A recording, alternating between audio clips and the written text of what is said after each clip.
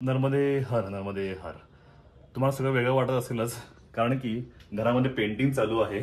आम्ही 2 मे 2024ला तिलकवाडाला गेलेलो. तिलकवाडा हे गाव गुजरात राज्यामध्ये आहे आणि त्यावरील मेन म्हणजे नम्रमच्या किनाऱ्यावरती आहे. 2023 मेलाच आम्ही ओंकारेश्वरला गेलेलो. त्यानंतर बरोबर एका वर्षांनी आता आम्ही तिलकवाड्याला आलेलो आहोत.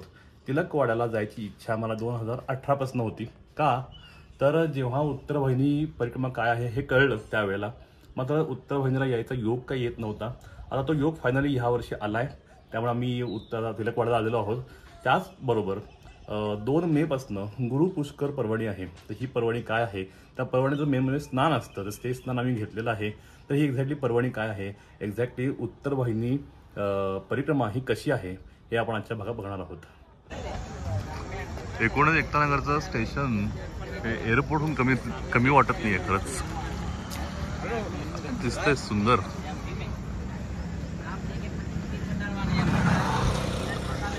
एकूणच एरिया खरंच खूप छान केलाय. मी 2018-19ला एरिया बघितलेला, त्या कंपॅरिझन मध्ये आता फारच फरक आहे.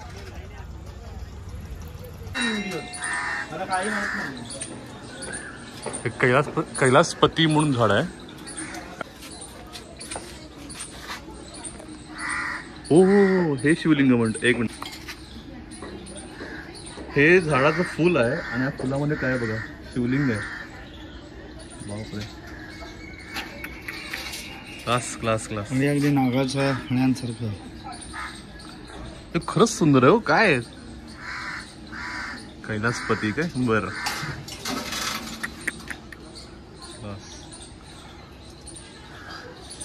पण दिसतं ना झाडाची पानं आंब्यासारखी लागते प्रॉपर. फायनली मैया किनारी तिलकवाड्याला आलेलो आहे आणि समोर मगर आहे असं वाटतंय. तिलकवाडा ह्या मगर आहेत का नक्की माहित नाहीये. बापरे, नर्मदे हर.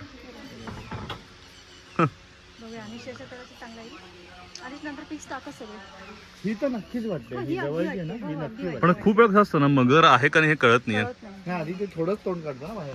असो मगर असो नसो, मैया आहे समोर. स्नान करून घेऊ चला. तर काही कारणामुळं नर्मदा नदीमध्ये जाऊन आंघोळ करायला बंदी घातलेली आहे.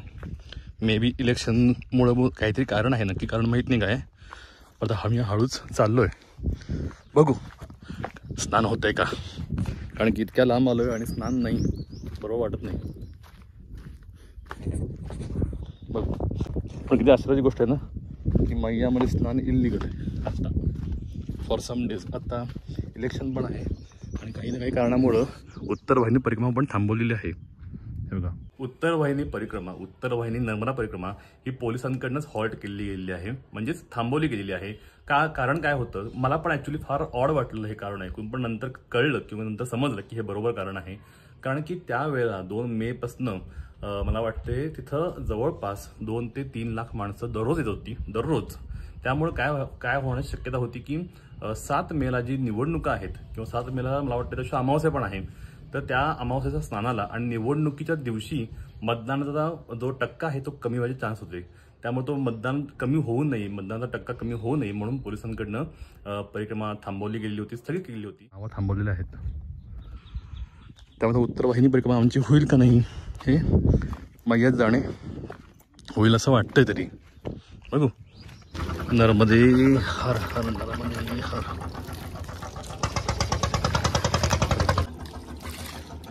नर्मदे हर, नर्मदे हर.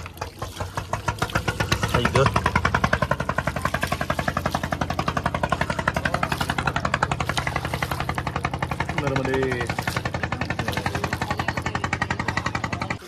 चला, आज गुरु पलट पर्वणी आहे. ती काय आहे हे गुरुही सांगतील. तर निमस्नान झालेलं आहे, तर परत संकल्प करायचा आणि पुढचं परत उरलेलं स्नान पूर्ण करायचं. काय सुंदर परिसर आहे खरंच. नर्मदे नर्मदे हर. चला, मोगऱ्याची फुलं. केशवाय नमः नारायणाय नमः माधवाय नमः गोविंदाय नमः केशवाय नमः नारायणाय नमः माधवाय नमः गोविंदाय नमः विष्णवे नमः मधुसूदनाय नमः त्रिविक्रमाय नमः वामनाय नमः श्रीधराय नमः ऋषिकेशाय नमः जरा श्वास रोखून अहम म्हणा अहम अहम अस्माकं अस्माकं सर्वेषां सर्वेषां सहकुटुंबानां सहकुटुंबानां सहपरिवाराणां विपद चतुष्पद सहितानां क्षेम स्थैर्य विजय अभय आयुः आरोग्य ऐश्वर्य अभिवृद्धि अर्थंच मनैप्सित कामना सिद्ध्यर्थम अद्य शुभ श्री पुष्कर महा स्नानपर्वणि निमित्तकं रेवातटे यथाशक्ति यथा मिलित उपचार द्रव्यैः पूजन पूर्वक यथाशक्ति पुष्कर पर्वणि स्नानम अहम करिष्ये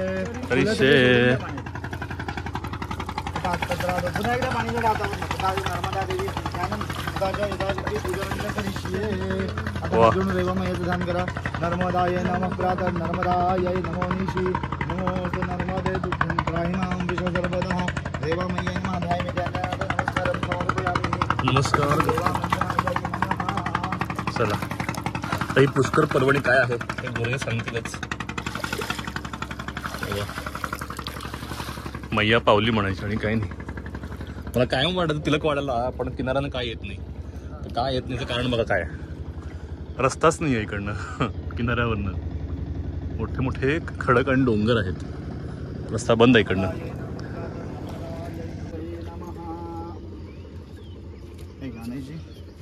धन्यवाद. चला थोडी फुलं वरुणाचा पुत्र पुष्कर ज्याची ही पर्वणी आहे त्या पुष्करासाठी अर्पण करूया आपण. हा बर. पुष्कराय नमः यथाशक्ती पुष्पांजलिं समर्पयामि. ओम इमं मे वर्णश्रद्धि हवमद्या च मृळया वामवस्युराचके देवामय्याय नमः पुष्कराय नमः पुष्पांजलिं समर्पयामि. नमस्कार नर्मदे हर. चला आता हे पुष्कर पर्वणीचं स्नान करूया. नर्मदे हर हर नर्मदे हर हर नर्मदे हर हर. मुक्त करी तू माता प्रगतीच्या वाटा खुल्या गरी आज तू अंबाबाई जय रे वामाई सुखदाई पापनाशिनी आई जय रे वामाई करिता प्रदक्षिणा तव चरणा बदल घडतसे जीवना अनुभव सकल जना प्रचिती खुणा वाढविशी सद्गुणा ऐसे कैक जना प्रेमे तू बांधिले आपुले ऋणा भाकितो तुझी करुणा बंधु तुझा शंकर सुत तव पायी जय रे वामाई. चला बेलपत्र आलेले आहेत. फुलं आले. फुलं कसली ती बकुळ सुगंध काय म्हणणार आहे. उच्चै मशन्तमवृते यथा नो अदिते शरत्पश्वेन्द्रभ्यो यथा गवे यथा दोगाय रुद्रियं यथा नो मित्रो वरुणो यथा रुद्रशिखे दधि यथा विश्वे सजोषसः गाथपतिं मेधपतिं रुद्रञ्जला शवेशजं तच्छंयोऽस्तं नमीमहे यश्शुक्रैव सूर्यो हिरण्यमिव रोचते. शिवाय नमः. बिल्वपत्रं नर्मदामय्याय नमः. बिल्वपत्रं समर्पयामि. नर्मदे हर मैया. चला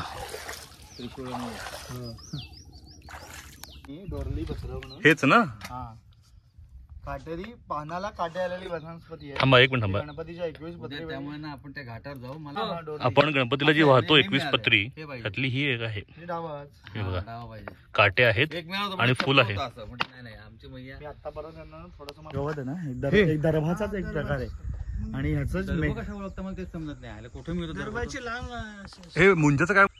हे मुंज नावाचं गवत आहे. मुंज एक दरभाचाच प्रकार आहे. याचीच मेखला मुंजीमध्ये कटीला बांधतात कमरेला हो हो मंदिरला आपण बांधतो ते. कमरेला एक ओके ओके मेखला ओके मेखला बरोबर. येस नवीन नवीन कळतं सगळं. आता सांगा मला की पुष्कर पर्वणी काय आहे एक्झॅक्टली. पुष्कर पर्वणी एक स्नानाची महापर्वणी आहे. पुष्कर हा वरुणाचा पुत्र होता. वरुणाचा. एकदा त्याला असं वाटलं की भारतात ज्या सप्त नद्या आणि काही विशिष्ट नद्या आहेत त्यांना शुद्ध कसं करता येईल. ज्या अशुद्ध झालेल्या असतात बरोबर. असंख्य जीवांमुळे तटामुळे किंवा काही मानवांनी केलेल्या पापामुळे नष्ट केल्या, बरोबर. त्यामुळे ज्या नष्ट होते म्हणजे त्यातलं एक जे पावित्र्य कमी होतोय तर हे शुद्ध कसं करता येईल असं त्या वरुणाच्या पुत्राला म्हणजे पुष्कराला वाटलं. तेव्हा त्यांनी ब्रह्मदेवांची आणि महादेवांची आराधना केली, तपसाधना केली आणि त्यांना प्रसन्न करून घेतलं. त्या ब्रह्मदेवाने त्यांना एक वरदान दिलं की ह्या जेव्हा गुरु एका राशीतून दुसऱ्या राशीत जातो म्हणजे साधारणतः गुरु एका राशीत 13 महिने असतो. गुरु एका राशीतून दुसऱ्या राशीत जेव्हा जातो तेव्हा तो जो पर्वकाल असतो म्हणजे सुरुवातीचे एक 10 दिवस सुरुवातीचे एक 10 दिवस असतात ती एक पर्वणी असते. तर ह्या दरम्यान त्या पुष्कराला सांगितलं तू ज्या नदीत तुझा वास्तव्य असेल ती नदी 10 दिवसात पुण्यकाल आणि ती शुद्ध होईल तुझ्या वास्तव्याने अस्तित्वाने. तर साधारण मागच्या महिन्यात म्हणजे आत्तापर्यंत मेष राशीमध्ये गुरु हा ग्रह होता. आता 2 मे 2024 दुपारी 1:30च्या दरम्यान तो वृषभ राशीत गेला. बरोबर. तर मागच्या वेळेला जेव्हा मेषेमध्ये गुरु असताना ती गंगेचा पुष्कर होता तो. आणि आता जो वृषभेत जाणार आहे 2 मे नंतर तेव्हापासून नर्मदेचा पुष्कर चालू आहे. आणि साधारण नर्मदेला तो 2 मेला वृषभेत गेल्यापासून साधारण एक 10 दिवस त्याचा तो पर्वकाल असतो. परंतु 5 मेला गुरुचा अस्ता होत असल्या कारणाने आपल्याला स्नान पर्वणीसाठी 2, 3, 4 हे 3 दिवस मिळतात. सो ज्यांना शक्य होईल त्यांनी नर्मदेमध्ये कुठेही अमरकंटक पासून विमलेश्वरपर्यंत कुठेही स्नान केलं त्याला पुष्कर पर्वणीचं फलप्राप्ती होऊ शकते. नर्मदे हर.